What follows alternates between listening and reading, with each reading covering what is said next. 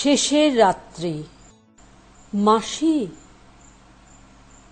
ঘুমো যতীন, রাত হলো যে। হোক না রাত, আমার দিন তো বেশি নেই। আমি বলছিলুম মণিকে তার বাপের বাড়ি, ভুলে যাচ্ছি ওর বাপ এখন কোথায়। সীতারামপুরে। হ্যাঁ, সীতারামপুরে। সেইখানে মণিকে পাঠিয়ে দাও।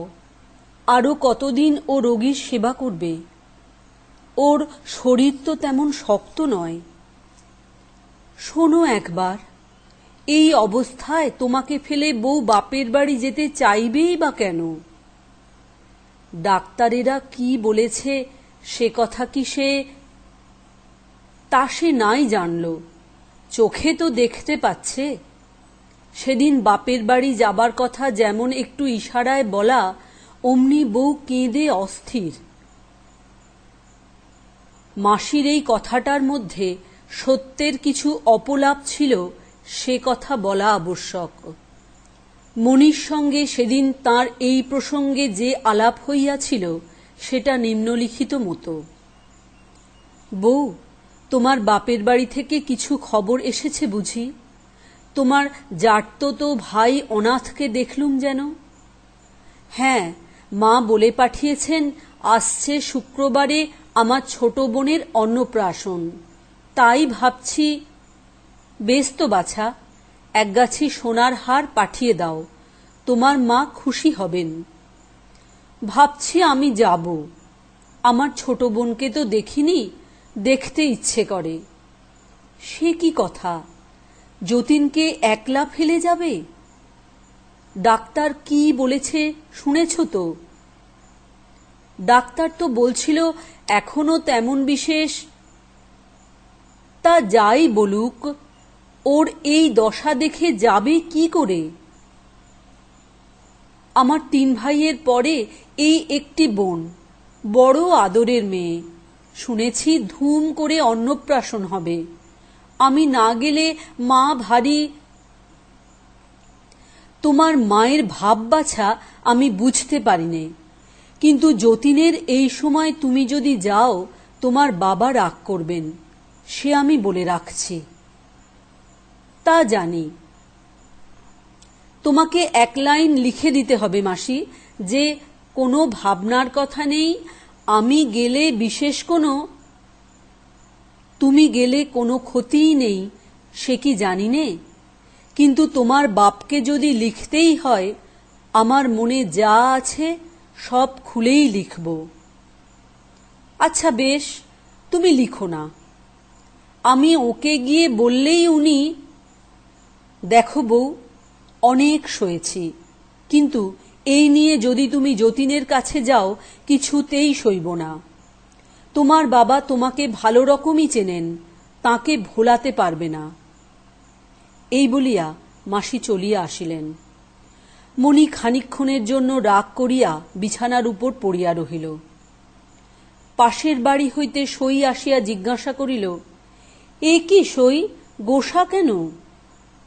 দেখো দেখি ভাই, আমার একমাত্র বোনের অন্নপ্রাশন, এরা আমাকে যেতে দিতে চায় না। উমা, সে কি কথা? যাবে কোথায়? স্বামী যে রোগে শুষছে।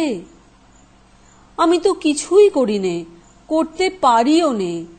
বাড়িতে সবাই চুপচাপ, আমার প্রাণ হাঁপিয়ে ওঠে। এমন করে আমি থাকতে পারিনে, তা বলছি। তুমি ধন্যী মেয়ে মানুষ যা হোক। তা আমি ভাই তোমাদের মতো লোক দেখানো ভান করতে পারিনে। পাছে কেউ কিছু মনে করে বলে মুখ গুঁজড়ে ঘরের কোণে পড়ে থাকা আমার কর্ম নয়। তা কি করবে শুনি? আমি যাবই, আমাকে কেউ ধরে রাখতে পারবে না। ইস, তেজ দেখে আর বাঁচি নে। চললুম, আমার কাজ আছে।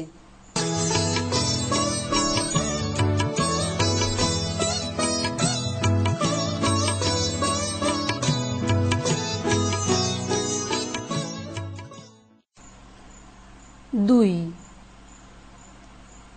বাপের বাড়ি যাইবার প্রসঙ্গে মণি কাঁদিয়াছে এই খবরে যতীন বিচলিত হইয়া বালিশটাকে পিঠের কাছে টানিয়া তুলিল এবং একটু উঠিয়া হেলান দিয়া বসিল। বলিল, মাসি, এই জানলাটা আরেকটু খুলে দাও, আর এই আলোটা এ ঘরে দরকার নেই। জানলা খুলতেই স্তব্ধ রাত্রি অনন্ত তীর্থপথের পথিকের মতো রোগীর দরজার কাছে চুপ করিয়া দাঁড়াইল। কত যুগের, কত মৃত্যুকালের সাক্ষী ওই তারাগুলি যতীনের মুখের দিকে তাকাইয়া রহিল। যতীন এই বৃহৎ অন্ধকারের পটের উপর তাহার মনির মুখখানি দেখিতে পাইল। সেই মুখের ডাগর দুটি চক্ষু মোটা মোটা জলের ফোঁটায় ভরা। সে জল আর শেষ হইল না, চিরকালের জন্য ভরিয়া রহিল। অনেকক্ষণ সে চুপ করিয়া আছে দেখিয়া মাসি নিশ্চিন্ত হইলেন। ভাবিলেন যতীনের ঘুম আসিয়াছে। এমন সময় হঠাৎ সে বলিয়া উঠিল, মাসি, তোমরা কিন্তু বরাবর মনে করে এসেছ মনির মন চঞ্চল, আমাদের ঘরে ওর মন বসেনি। কিন্তু দেখো। না বাবা, ভুল বুঝেছিলুম, সময় হলেই মানুষকে চেনা যায়। মাসি। যতীন, ঘুমো বাবা, আমাকে একটু ভাবতে দাও, একটু কথা কইতে দাও, বিরক্ত হইও না মাসি। আচ্ছা বলো বাবা। আমি বলছিলুম, মানুষের নিজের মন নিজে বুঝতেই কত সময় লাগে। একদিন যখন মনে করতুম আমরা কেউ মনির মন পেলুম না, তখন চুপ করে সহ্য করেছি। তোমরা তখন। না বাবা, অমন কথা বলো না, আমিও সহ্য করেছি। মন তো মাটির ঢেলা নয়, কুড়িয়ে নিলেই তো নেওয়া যায় না। আমি জানতুম মনি নিজের মন এখনো বোঝেনি। কোনো একটা আঘাতে যেদিন বুঝবে সেদিন আর। ঠিক কথা যতীন, সেই জন্যেই ওর ছেলে মানুষিতে কোনোদিন কিছু মনে করিনি। মাসি এ কথার কোনো উত্তর করিলেন না, কেবল মনে মনে দীর্ঘ নিঃশ্বাস ফেলিলেন। কতদিন তিনি লক্ষ্য করিয়াছেন যতীন বারান্দায় আসিয়া রাত কাটাইয়াছে, বৃষ্টির ছাঁট আসিয়াছে, তবু ঘরে যায় নাই। কতদিন সে মাথা ধরিয়া বিছানায় পড়িয়া, একান্ত ইচ্ছা মণি আসিয়া মাথায় একটু হাত বুলাইয়া দেয়। মণি তখন সখীদের সঙ্গে দল বাঁধিয়া থিয়েটার দেখিতে যাইবার আয়োজন করিতেছে। তিনি যতীনকে পাখা করিতে আসিয়াছেন, সে বিরক্ত হইয়া তাহাকে ফিরাইয়া দিয়াছে। সেই বিরক্তির মধ্যে কত বেদনা তাহা তিনি জানিতেন। কতবার তিনি যতীনকে বলিতে চাহিয়াছেন, বাবা, তুমি ওই মেয়েটার দিকে অত বেশি মন দিও না, ও একটু চাহিতে শিখুক, মানুষকে একটু কাঁদানো চাই। কিন্তু এসব কথা বলিবার নহে, বলিলেও কেহ বোঝে না। যতীনের মনে নারী দেবতার একটি পীঠস্থান ছিল, সেইখানে সে মণিকে বসাইয়াছে। সেই তীর্থক্ষেত্রে নারীর অমৃত পাত্র চিরদিন তাহার ভাগ্যে শূন্য থাকিতে পারে, এ কথা মনে করা তাহার পক্ষে সহজ ছিল না। তাই পূজা চলিতেছিল, অর্ঘ্য ভরিয়া উঠিতেছিল, বর লাভের আশা পরাভব মানিতেছিল না।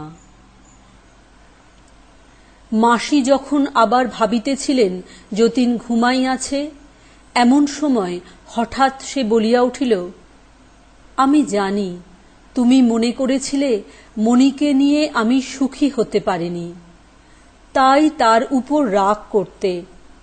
কিন্তু মাসি, সুখ জিনিসটা ওই তারাগুলির মতো, সমস্ত অন্ধকার লেপে রাখে না, মাঝে মাঝে ফাঁক থেকে যায়। জীবনে কত ভুল করি, কত ভুল বুঝি, তবু তার ফাঁকে ফাঁকে কি স্বর্গের আলো জ্বলেনি? কোথা থেকে আমার মনের ভিতরটি আজ এমন আনন্দে ভরে উঠেছে। মাসি আস্তে আস্তে যতীনের কপালে হাত বুলাইয়া দিতে লাগিলেন।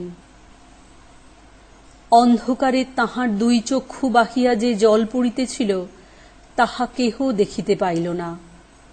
আমি ভাবছি মাসি, ওর অল্প বয়স, ও কি নিয়ে থাকবে? অল্প বয়স কিসের যতীন? এ তো ওর ঠিক বয়স। আমরাও তো বাছা অল্প বয়সেই দেবতাকে সংসারের দিকে ভাসিয়ে অন্তরের মধ্যে বসিয়েছি, তাতে ক্ষতি হয়েছে কি? তাও বলি, সুখেরই বা এত বেশি দরকার কিসের? মাসি, মনির মনটি যেই জাগবার সময় হলো অমনি আমি ভাবো কেন যতীন, মন যদি জাগে তবে সেই কি কম ভাগ্য?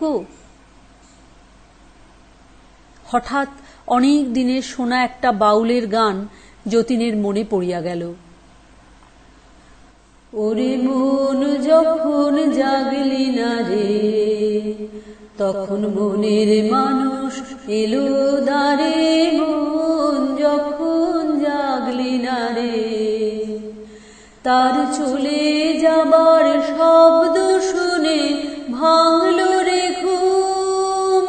ও তোর ভাঙলো রে ঘুম অন্ধকারে, মন যখন জাগলি না রে, তখন মনের মানুষ এলো দ্বারে। মন যখন জাগলি না রে। মাসি, ঘড়িতে কটা বেজেছে? 9টা বাজবে। সবে 9টা? আমি ভাবছিলুম বুঝি 2-3টে কি কটা হবে। সন্ধ্যার পর থেকেই আমার দুপুর রাত আরম্ভ হয়। তবে তুমি আমার ঘুমের জন্য অত ব্যস্ত হয়েছিলে কেন? কালও সন্ধ্যার পর এই রকম কথা কইতে কইতে কত রাত পর্যন্ত তোমার আর ঘুম এলো না। তাই আজ তোমাকে সকাল সকাল ঘুমোতে বলছি। মনি কি ঘুমিয়েছে? না, সে তোমার জন্যে মুসুরির ডালের স্যুপ তৈরি করে তবে ঘুমোতে যায়। বলো কি মাসি, মনি কি তবে? সেই তো তোমার জন্যে সব পথ্যি তৈরি করে দেয়, তার কি বিশ্রাম আছে? আমি ভাবতুম মনি বুঝি। মেয়ে মানুষের কি আর এসব শিখতে হয়? দায়ে পড়লেই আপনি করে নেয়। আজ দুপুরবেলা মৌরলা মাছের যে ঝোল হয়েছিল তাতে বড় সুন্দর একটা তার ছিল। আমি ভাবছিলুম তোমারই হাতের তৈরি। কপাল আমার, মনি কি আমাকে কিছু করতে দেয়? তোমার গামছা তোয়ালে নিজের হাতে কেচে শুকিয়ে রাখে। জানে যে কোথাও কিছু নোংরা তুমি দেখতে পারো না। তোমার বাইরের বৈঠকখানা যদি একবার দেখো তবে দেখতে পাবে মনি দুবেলা সমস্ত ঝেড়ে মুছে কেমন তকতকে করে রেখে দিয়েছে। আমি যদি তোমার এ ঘরে ওকে সর্বদা আসতে দিতুম তাহলে কি আর রক্ষা থাকত? ও তো তাই চায়। মনির শরীরটা বুঝি? ডাক্তাররা বলে রোগীর ঘরে ওকে সর্বদা আনাগোনা করতে দেওয়া কিছু নয়। ওর মন বড় নরম কিনা, তোমার কষ্ট দেখলে দুদিনে যে শরীর ভেঙে পড়বে। মাসি, ওকে তুমি ঠেকিয়ে রাখো কি করে? আমাকে ও বড্ড মানে বলেই পারি, তবু বারবার গিয়ে খবর দিয়ে আসতে হয়। ওই আমার আর এক কাজ হয়েছে। আকাশের তারাগুলি যেন করুণা বিগলিত চোখের জলের মতো জল জল করিতে লাগিল। যে জীবন আজ বিদায় লইবার পথে আসিয়া দাঁড়াইয়াছে, যতীন তাকে মনে মনে কৃতজ্ঞতার প্রণাম করিল এবং সম্মুখে মৃত্যু আসিয়া অন্ধকারের ভিতর হইতে যে দক্ষিণ হাত বাড়াইয়া দিয়াছে, যতীন স্নিগ্ধ বিশ্বাসের সহিত তাহার উপরে আপনার রোগক্লান্ত হাতটি রাখিল। একবার নিঃশ্বাস ফেলিয়া একটুখানি উসখুস করিয়া যতীন বলিল, মাসি, মণি যদি জেগেই থাকে তাহলে একবার যদি তাকে। এখুনি ডেকে দিচ্ছি বাবা। আমি বেশিক্ষণ তাকে এ ঘরে রাখতে চাই নে, কেবল 5 মিনিট, দুটো একটা কথা যা বলবার আছে। মাসি দীর্ঘ নিঃশ্বাস ফেলিয়া মণিকে ডাকিতে আসিলেন। এদিকে যতীনের নাড়ি দ্রুত চলিতে লাগিল। যতীন জানে আজ পর্যন্ত সে মণির সঙ্গে ভালো করিয়া কথা জমাইতে পারে নাই। 2 যন্ত্র 2 সুরে বাঁধা, একসঙ্গে আলাপ চলা বড় কঠিন। মণি তাহার সঙ্গিনীদের সঙ্গে অনর্গল বকিতেছে, হাসিতেছে। দূর হইতে তাহাই শুনিয়া যতীনের মন কতবার ঈর্ষায় পীড়িত হইয়াছে। যতীন নিজেকেই দোষ দিয়াছে। সে কেন অমন সামান্য যাহা তাহা লইয়া কথা কহিতে পারে না? পারে না যে তাহাও নহে, নিজের বন্ধু বান্ধবদের সঙ্গে যতীন সামান্য বিষয় লইয়াই কি আলাপ করে না? কিন্তু পুরুষের যাহা তাহা তো মেয়েদের যাহা তাহার সঙ্গে ঠিক মেলে না। বড় কথা একলাই একটানা বলিয়া যাওয়া চলে, অন্য পক্ষ মন দিল কিনা খেয়াল না করিলেই হয়। কিন্তু তুচ্ছ কথায় নিয়ত 2 পক্ষের যোগ থাকা চাই। বাঁশি একাই বাজিতে পারে, কিন্তু 2-এর মিল না থাকিলে করতালের খচমচ জমে না। এই জন্য কত সন্ধ্যাবেলায় যতীন মণির সঙ্গে যখন খোলা বারান্দায় মাদুর পাতিয়া বসিয়াছে, 2-4টে টানা বোনা কথার পরেই কথার সূত্র একেবারে ছিঁড়িয়া ফাঁক হইয়া গেছে, তাহার পরে সন্ধ্যার নীরবতা যেন লজ্জায় মরিতে চাহিয়াছে। যতীন বুঝিতে পারিয়াছে মণি পালাইতে পারিলে বাঁচে। মনে মনে কামনা করিয়াছে এখনই কোনো একজন তৃতীয় ব্যক্তি যেন আসিয়া পড়ে। কেননা 2 জনে কথা কহা কঠিন, 3 জনে সহজ। মণি আসিলে আজ কেমন করিয়া কথা আরম্ভ করিবে, যতীন তাহাই ভাবিতে লাগিল। ভাবিতে গেলে কথাগুলো কেমন অস্বাভাবিক রকম বড় হইয়া পড়ে। সে সব কথা চলিবে না। যতীনের আশঙ্কা হইতে লাগিল আজকে রাত্রের 5 মিনিটও ব্যর্থ হইবে। অথচ তাহার জীবনের এমনতর নিরালা 5 মিনিট আর কটাই বা বাকি আছে।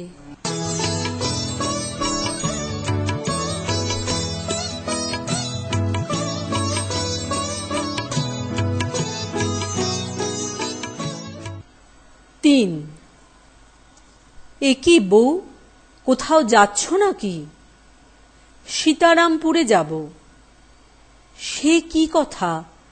কার সঙ্গে যাবে? অনাথ নিয়ে যাচ্ছে। লক্ষ্মী মা আমার, তুমি যেও, আমি তোমাকে বারণ করব না, কিন্তু আজ নয়। টিকিট কিনে গাড়ি রিজার্ভ করা হয়ে গেছে। তা হোক, ও লোকসান গায়ে সইবে। তুমি কাল সকালেই চলে যেও, আজ যেও না। মাসি, আমি তোমাদের তিথিবার মানি নে, আজ গেলে দোষ কি? যতীন তোমাকে ডেকেছে, তোমার সঙ্গে তার একটু কথা আছে। বেশ তো, এখনো সময় আছে, আমি তাকে বলে আসছি। না, তুমি বলতে পারবে না যে যাচ্ছ। তা বেশ, কিচ্ছু বলবো না, কিন্তু আমি দেরি করতে পারবো না। কালই অন্নপ্রাশন, আজ যদি না যাই তো চলবে না। আমি জোর হাত করছি বউ, আমার কথা আজ একদিনের মতো রাখো। আজ মন একটু শান্ত করে যতীনের কাছে এসে বসো, তাড়াতাড়ি করো না। তা কি করব বলো, গাড়ি তো আমার জন্যে বসে থাকবে না। অনাথ চলে গেছে, 10 মিনিট পরে সে এসে আমাকে নিয়ে যাবে। এই বেলা তাঁর সঙ্গে দেখা সেরে আসিগে। না, তবে থাক, তুমি যাও, এমন করে তার কাছে যেতে দেব না। ওরে অভাগিনী, তুই যাকে এত দুঃখ দিলি সে তো সব বিসর্জন দিয়ে আজ বাদে কাল চলে যাবে, কিন্তু যতদিন বেঁচে থাকবি এদিনের কথা তোকে চিরদিন মনে রাখতে হবে। ভগবান আছেন, ভগবান আছেন, সে কথা একদিন বুঝবি। মাসি, তুমি অমন করে শাপ দিও না বলছি। ওরে বাপরে, আর কেন বেঁচে আছিস রে বাপ? পাপের যে শেষ নেই, আমি আর ঠেকিয়ে রাখতে পারলুম না। মাসি একটু দেরি করিয়া রোগীর ঘরে গেলেন। আশা করিলেন যতীন ঘুমাইয়া পড়িবে, কিন্তু ঘরে ঢুকিতেই দেখিলেন বিছানার উপর যতীন নড়িয়া চড়িয়া উঠিল। মাসি বললেন, এই এক কাণ্ড করে বসেছে। কি হয়েছে, মণি এলো না? এত দেরি করলে কেন মাসি? গিয়ে দেখি সে তোমার দুধ জাল দিতে গিয়ে পুড়িয়ে ফেলেছে বলে কান্না। আমি বলি, হয়েছে কি, আরও তো দুধ আছে, কিন্তু অসাবধান হয়ে তোমার খাবার দুধ পুড়িয়ে ফেলেছে। বউয়ের এ লজ্জা আর কিছুতেই যায় না। আমি তাকে অনেক ঠান্ডা করে বিছানায় শুইয়ে রেখে এসেছি। আজ আর তাকে আনলুম না, সে একটু ঘুমোক। মণি আসিল না বলিয়া যতীনের বুকের মধ্যে যেমন বাজিল, তেমনি সে আরামও পাইল। তাহার মনে আশঙ্কা ছিল যে পাছে মণি সশরীরে আসিয়া মণির ধ্যান মাধুরীটুকুর প্রতি জুলুম করিয়া যায়। কেননা তাহার জীবনে এমন অনেকবার ঘটিয়াছে। দুধ পুড়াইয়া ফেলিয়া মণির কোমল হৃদয় অনুতাপে ব্যথিত হইয়া উঠিয়াছে। ইহারই রসটুকুতে তাহার হৃদয় ভরিয়া ভরিয়া উঠিতে লাগিল। মাসি, কি বাবা? আমি বেশ জানছি আমার দিন শেষ হয়ে এসেছে, কিন্তু আমার মনে কোনো খেদ নেই। তুমি আমার জন্যে শোক করো না।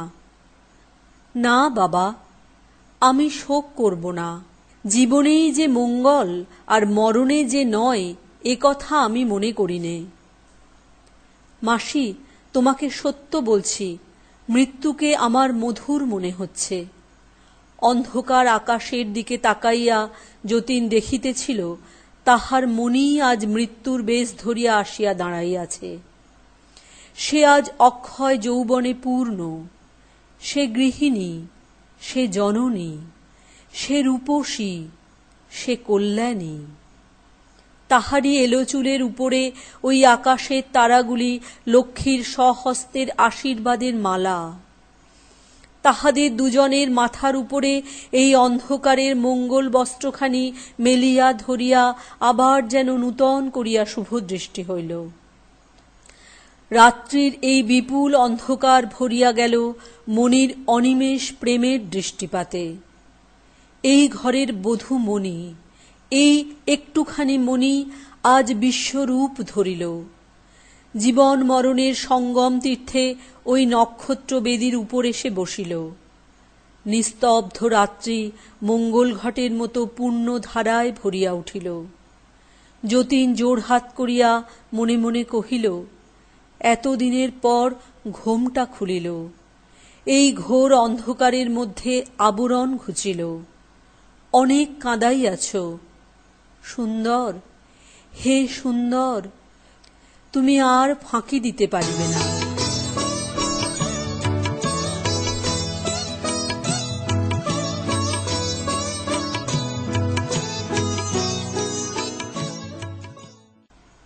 কষ্ট হচ্ছে মাসি, কিন্তু যত কষ্ট মনে করছো তার কিছুই নয়।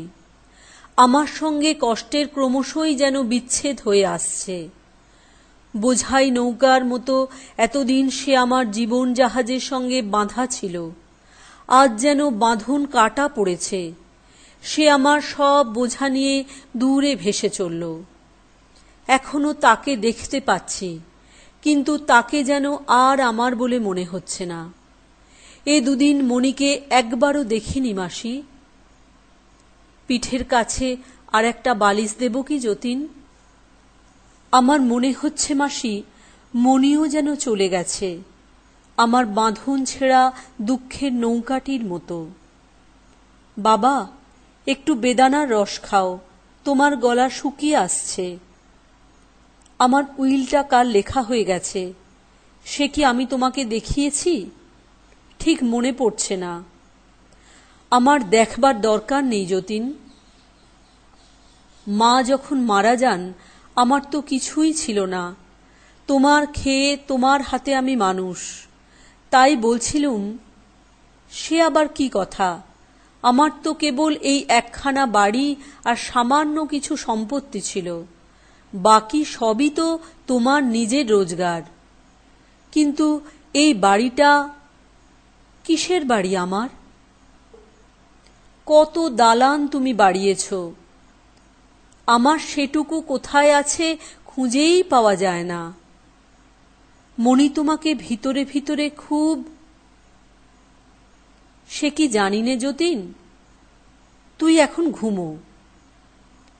আমি মণিকে সব লিখে দিলুম বটে, কিন্তু তোমারই সব রইল মাসি। ও তো তোমাকে কখনো অমান্য করবে না। সেজন্য অত ভাবছ কেন বাছা? তোমার আশীর্বাদেই আমার সব। তুমি আমার উইল দেখে এমন কথা কোনোদিন মনে করো না। ও কি কথা যতীন, তোমার জিনিস তুমি মণিকে দিয়েছ বলে আমি মনে করব? আমার এমনই পোড়া মন। তোমার জিনিস ওর নামে লিখে দিয়ে যেতে পারছ বলে তোমার যে সুখ, সেই তো আমার সকল সুখের বেশি বাপ। কিন্তু তোমাকেও আমি...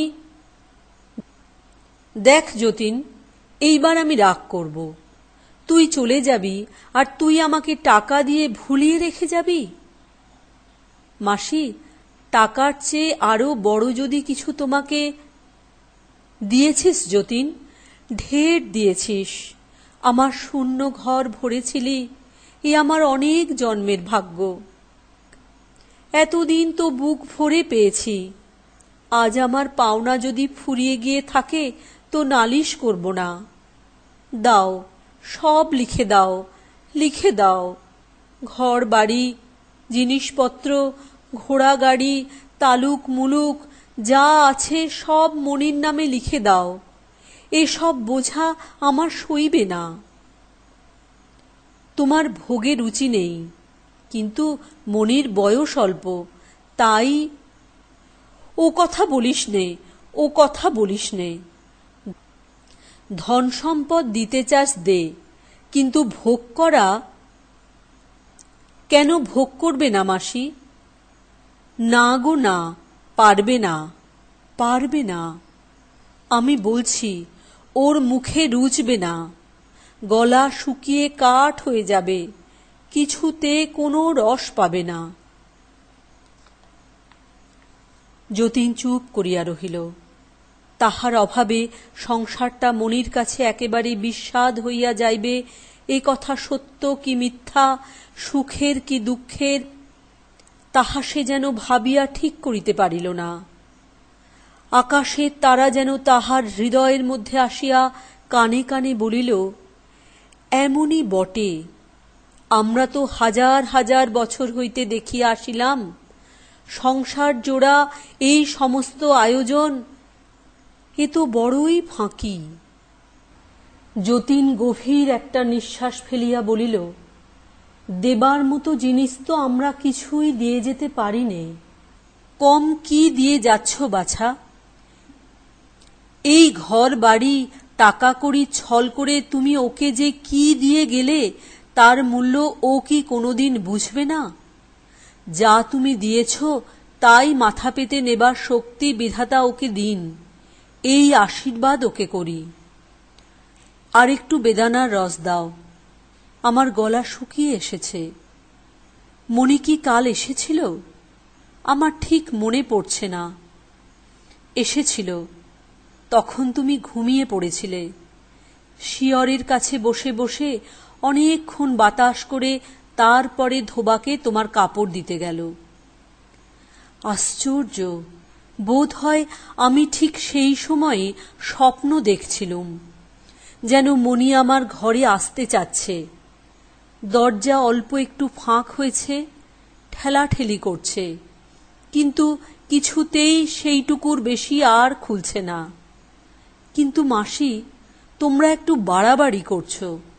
ওকে দেখতে দাও যে আমি মরছি, নইলে মৃত্যুকে হঠাৎ সইতে পারবে না।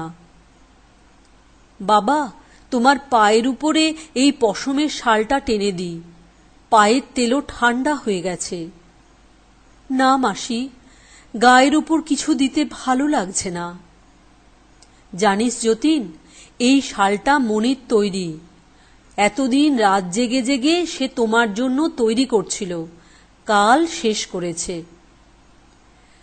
যতীন শালটা লইয়া 2 হাত দিয়া একটু নাড়াচাড়া করিল। মনে হইল পশমের কোমলতা যেন মনির মনের জিনিস। সে যে যতীনকে মনে করিয়া রাত জাগিয়া এইটি বুনিয়াছে, তাহার মনের সেই প্রেমের ভাবনাটি ইহার সঙ্গে গাঁথা পড়িয়াছে। কেবল পশম দিয়া নহে, মনির কোমল আঙুলের স্পর্শ দিয়া ইহা বোনা। তাই মাসি যখন শালটা তাহার পায়ের উপর টানিয়া দিলেন, তখন তাহার মনে হইল মনি রাত্রির পর রাত্রি জাগিয়া তাহার পদ সেবা করিতেছে। কিন্তু মাসি, আমি তো জানতুম মনি সেলাই করতে পারে না। সে সেলাই করতে ভালোই বাসে না। মন দিলে শিখতে কতক্ষণ লাগে, তাকে দেখিয়ে দিতে হয়েছে। ওর মধ্যে অনেক ভুল সেলাইও আছে। তা ভুল থাক না, ও তো প্যারিস এক্সিবিশনে পাঠানো হবে না। ভুল সেলাই দিয়ে আমার পা ঢাকা বেশ চলবে। সেলাইয়ে যে অনেক ভুল ত্রুটি আছে, সেই কথা মনে করিয়াই যতীনের আরও বেশি আনন্দ হইল। বেচারা মনি পারে না, জানে না, বার বার ভুল করিয়াছে, তবু ধৈর্য ধরিয়া রাত্রির পর রাত্রি সেলাই করিয়া চলিয়াছে। এই কল্পনাটি তাহার কাছে বড় করুণ, বড় মধুর লাগিল। এই ভুলে ভরা শালটাকে আবার সে একটু নাড়িয়া চাড়িয়া লইল। মাসি, ডাক্তার বুঝি নিচের ঘরে? হ্যাঁ যতীন, আজ রাত্রে থাকবেন, কিন্তু আমাকে যেন মিছিমিছি ঘুমের ওষুধ দেওয়া না হয়। দেখছ তো, ওতে আমার ঘুম হয় না, কেবল কষ্ট বাড়ে। আমাকে ভালো করে জেগে থাকতে দাও। জানো মাসি, বৈশাখ দ্বাদশীর রাত্রে আমাদের বিয়ে হয়েছিল। কাল সেই দ্বাদশী আসছে। কাল সেই দিনকার রাত্রের সব তারা আকাশে জ্বালানো হবে। মনির বোধহয় মনে নেই। আমি তাকে সেই কথাটি আজ মনে করিয়ে দিতে চাই। কেবল তাকে তুমি 2 মিনিটের জন্যে ডেকে দাও। চুপ করে রইলে কেন? বোধহয় ডাক্তার তোমাদের বলেছে আমার শরীর দুর্বল, এখন যাতে আমার মনে কোনো... কিন্তু আমি তোমাকে নিশ্চয় বলছি মাসি, আজ রাত্রে তার সঙ্গে 2টি কথা কয়ে নিতে পারলে আমার মন খুব শান্ত হয়ে যাবে। তাহলে বোধহয় আর ঘুমোবার ওষুধ দিতে হবে না। আমার মন তাকে কিছু বলতে চাচ্ছে বলেই এই 2 রাত্রি আমার ঘুম হয়নি। মাসি, তুমি অমন করে কেঁদো না। আমি বেশ আছি। আমার মন আজ যেমন ভরে উঠেছে, আমার জীবনে এমন আর কখনোই হয়নি। সেই জন্যই আমি মনিকে ডাকছি। মনে হচ্ছে আজ যেন আমার ভরা হৃদয়টি তার হাতে দিয়ে যেতে পারব। তাকে অনেক দিন অনেক কথা বলতে চেয়েছিলুম, বলতে পারিনি। কিন্তু আর 1 মুহূর্ত দেরি করা নয়। তাকে এখনই ডেকে দাও, তারপরে আর সময় পাব না। না মাসি, তোমার ওই কান্না আমি সইতে পারিনে। এতদিন তো শান্ত ছিলে, আজ কেন তোমার এমন হলো? ওরে যতীন, ভেবেছিলুম আমার সব কান্না ফুরিয়ে গেছে, কিন্তু দেখতে পাচ্ছি এখনো বাকি আছে। আজ আর পারছি নে। মনিকে ডেকে দাও, তাকে বলে দেব কালকে রাতের জন্য যেন... যাচ্ছি বাবা। শম্ভু দরজার কাছে রইল। যদি কিছু দরকার হয় ওকে ডেকো। মাসি মণির শোবার ঘরে গিয়া মেঝের উপর বসিয়া ডাকিতে লাগিলেন, ওরে আয়, একবার আয়, আয় রে রাক্ষসী, যে তোকে তার সব দিয়েছে তার শেষ কথাটি রাখ, সে মরতে বসেছে, তাকে আর মারিস নে। যতীন পায়ের শব্দে চমকিয়া উঠিয়া কহিল, মণি? না, আমি শম্ভু। আমাকে ডাকছিলেন? একবার তোর বউ ঠাকুরুনকে ডেকে দে। কাকে? বউ ঠাকুরুনকে। তিনি তো এখনো ফেরেননি। কোথায় গেছেন? সীতারামপুরে। আজ গেছেন? না, আজ 3 দিন হলো গেছেন। ক্ষণকালের জন্য যতীনের সর্বাঙ্গ ঝিমঝিম করিয়া আসিল। সে চোখে অন্ধকার দেখিল। এতক্ষণ বালিশে ঠেসান দিয়া বসিয়াছিল, শুইয়া পড়িল। পায়ের উপর সেই পশমে শাল ঢাকা ছিল, সেটা পা দিয়া ঠেলিয়া ফেলিয়া দিল। অনেকক্ষণ পরে মাসি যখন আসিলেন, যতীন মণির কথা কিছুই বলিল না। মাসি ভাবিলেন সে কথা উহার মনে নাই। হঠাৎ যতীন একসময় বলিয়া উঠিল, মাসি, তোমাকে কি আমার সেদিনকার স্বপ্নের কথা বলেছি? কোন স্বপ্ন? মণি যেন আমার ঘরে আসবার জন্য দরজা ঠেলছিল, কোনো মতেই দরজা এতটুকুর বেশি ফাঁক হল না। সে বাইরে দাঁড়িয়ে দেখতে লাগল, কিন্তু কিছুতেই ঢুকতে পারল না। মণি চিরকাল আমার ঘরের বাইরেই দাঁড়িয়ে রইল। তাকে অনেক করে ডাকলুম, কিন্তু এখানে তার জায়গা হল না। মাসি কিছু না বলিয়া চুপ করিয়া রহিলেন। ভাবিলেন, যতীনের জন্য মিথ্যা দিয়া যে একটুখানি স্বর্গ রচিতেছিলাম, সে আর টিকিল না। দুঃখ যখন আসে তাহাকে স্বীকার করাই ভালো। প্রবঞ্চনার দ্বারা বিধাতার মার ঠেকাইবার চেষ্টা করা কিছু নয়। মাসি, তোমার কাছে যে স্নেহ পেয়েছি, সে আমার জন্ম জন্মান্তরের পাথেয়। আমার সমস্ত জীবন ভরে নিয়ে চললুম। 8 জন্মে তুমি নিশ্চয় আমার মেয়ে হয়ে জন্মাবে। আমি তোমাকে বুকে করে মানুষ করব। বলিস কি যতীন, আবার মেয়ে হয়ে জন্মাবো? না হয় তোরই কোলে ছেলে হয়েই জন্ম হবে, সেই কামনাই কর না। না না, ছেলে না। ছেলেবেলায় তুমি যেমন সুন্দরী ছিলে, তেমনি অপরূপ সুন্দরী হয়েই তুমি আমার ঘরে আসবে। আমার মনে আছে আমি তোমাকে কেমন করে সাজাবো। আর বকিস নে যতীন, বকিস নে, একটু ঘুমো। তোমার নাম দেব লক্ষ্মী রানী। ও তো একেলে নাম হলো না। না, একেলে নাম না। মাসি, তুমি আমার সাবেক কেলে। সেই সাবেক কাল নিয়েই তুমি আমার ঘরে এসো। তোর ঘরে আমি কন্যাদায়ের দুঃখ নিয়ে আসব, এ কামনা আমি তো করতে পারি নে। মাসি, তুমি আমাকে দুর্বল মনে করো? আমাকে দুঃখ থেকে বাঁচাতে যাও? বাছা, আমার যে মেয়ে মানুষের মন, আমিই দুর্বল। সেই জন্যেই আমি বড় ভয়ে ভয়ে তোকে সকল দুঃখ থেকে চিরদিন বাঁচাতে চেয়েছি। কিন্তু আমার সাধ্য কি আছে? কিছুই করতে পারিনি। মাসি, এ জীবনের শিক্ষা আমি এ জীবনে খাটাবার সময় পেলুম না, কিন্তু এ সমস্তই জমা রইল। আসছে বারে মানুষ যে কি পারে তা আমি দেখাবো। চিরটা দিন নিজের দিকে তাকিয়ে থাকা যে কি ফাঁকি, তা আমি বুঝেছি। যাই বলো বাছা, তুমি নিজে কিছু নাওনি, পরকেই সব দিয়েছ। মাসি, একটা গর্ব আমি করব, আমি সুখের উপরে জবরদস্তি করিনি।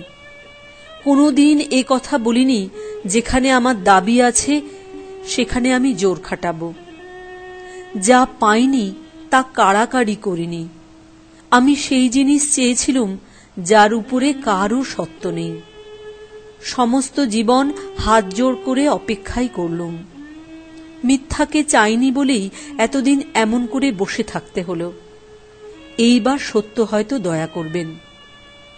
ও কে ও মাসি? ও কে? কই কেউ তো না যতীন। মাসি, তুমি একবার ও ঘরটা দেখে এসো গে। আমি যেন না বাছা, কাউকে তো দেখলুম না। আমি স্পষ্ট যেন কিচ্ছু না যতীন। ওই যে ডাক্তারবাবু এসেছেন। দেখুন, আপনি ওর কাছে থাকলে উনি বড় বেশি কথা কন। কয় রাত্রি এমনি করে তো জেগেই কাটালেন। আপনি শুতে যান, আমার সেই লোকটি এখানে থাকবে। না মাসি, না, তুমি যেতে পারবে না। আচ্ছা বাছা, আমি না হয় ওই কোণটাতে গিয়ে বসছি। না না, তুমি আমার পাশেই বসে থাকো। আমি তোমার এ হাত কিছুতেই ছাড়ছি নে, শেষ পর্যন্ত না। আমি যে তোমারই হাতের মানুষ, তোমারই হাত থেকে ভগবান আমাকে নেবেন। আচ্ছা বেশ, কিন্তু আপনি কথা কবেন না যতীনবাবু। সেই ওষুধটা খাওয়াবার সময় হলো। সময় হলো? মিথ্যা কথা, সময় পার হয়ে গেছে। এখন ওষুধ খাওয়ানো কেবল ফাঁকি দিয়ে সান্ত্বনা করা। আমার তার কোনো দরকার নেই। আমি মরতে ভয় করি নে। মাসি, জমের চিকিৎসা চলছে, তার উপরে আবার সব ডাক্তার জড়ো করছো কেন? বিদায় করে দাও, সব বিদায় করে দাও। এখন আমার একমাত্র তুমি, আর আমার কাউকে দরকার নেই। কাউকে না, কোনো মিথ্যাকেই না। আপনার এই উত্তেজনা ভালো হচ্ছে না? তাহলে তোমরা যাও, আমাকে উত্তেজিত করো না। মাসি, ডাক্তার গেছে? আচ্ছা, তাহলে তুমি এই বিছানায় উঠে বসো, আমি তোমার কোলে মাথা দিয়ে একটু শুই। আচ্ছা, শো বাবা, লক্ষ্মীটি, একটু ঘুমো। না মাসি, ঘুমোতে বলো না। ঘুমোতে ঘুমোতে হয়তো আর ঘুম ভাঙবে না। এখনো আর একটু আমার জেগে থাকবার দরকার আছে। তুমি শব্দ শুনতে পাচ্ছ না?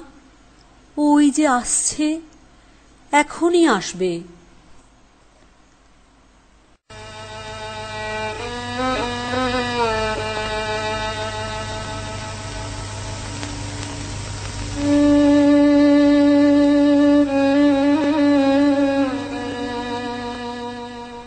পাঁচ।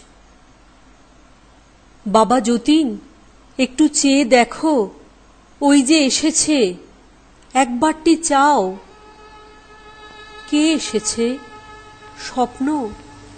স্বপ্ন নয় বাবা, মণি এসেছে। তোমার শ্বশুর এসেছেন। তুমি কে?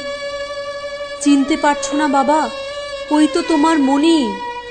মণি, সেই দরজাটা কি সব খুলে গিয়েছে? সব খুলেছে বাপ আমার, সব খুলেছে। না মাসি, আমার পায়ের উপর ও শাল নয়, ও শাল নয়, ও শাল মিথ্যে, ও শাল ফাঁকি। শাল নয় যতীন, বউ তোর পায়ের উপর পড়েছে, ওর মাথায় হাত রেখে একটু আশীর্বাদ কর। অমন করে কাঁদিস নে বউ, কাঁদবার সময় আসছে, এখন একটুখানি চুপ কর। আশ্বিন 1321।